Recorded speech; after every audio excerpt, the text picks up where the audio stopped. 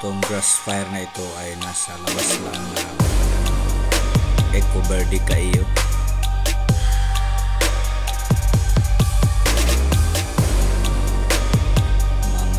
Today is February 13, day before Valentine's Day. Mga bandang alas 2 ito.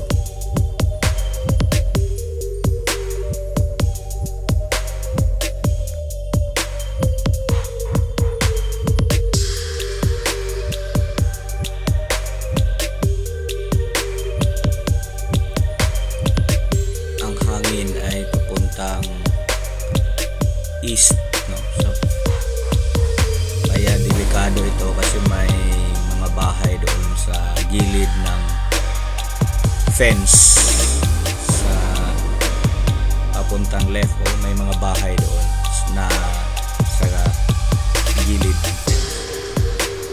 Yan, dumating na ang fire truck.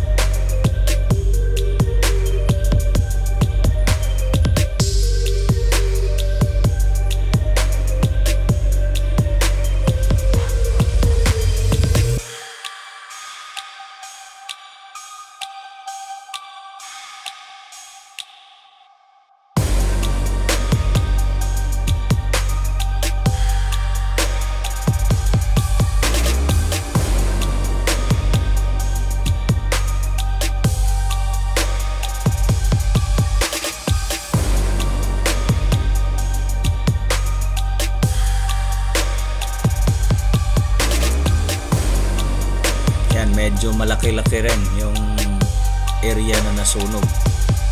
May mga puno pa ng mangga. Medyo dry na kasi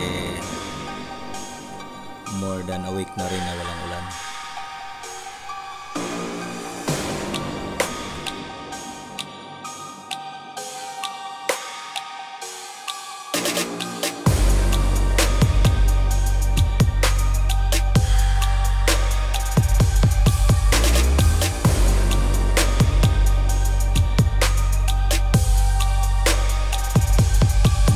Yung fire truck kasi fire out na, kasi mayroon din silang pupuntahan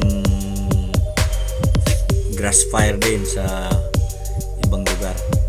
Dyan sa mga 500 meters galing dito na portion, sa likod niya ng mga puno na yan, kabilang bundok, meron ding grass fire. Makikita nyo mamaya.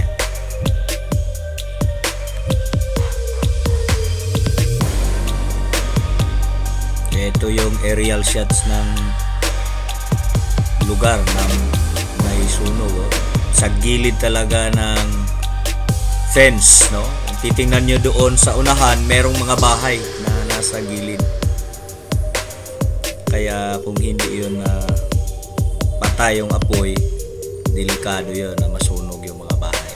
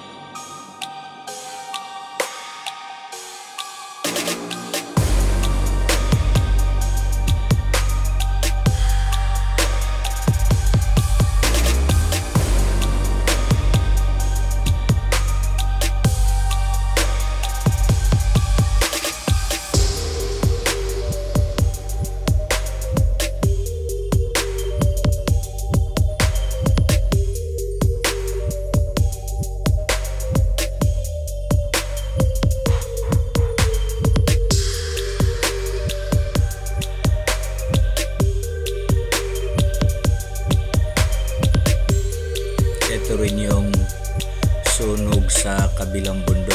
Pero medyo malapit-lapit na rin yan. So, delikado na mag spread din ito.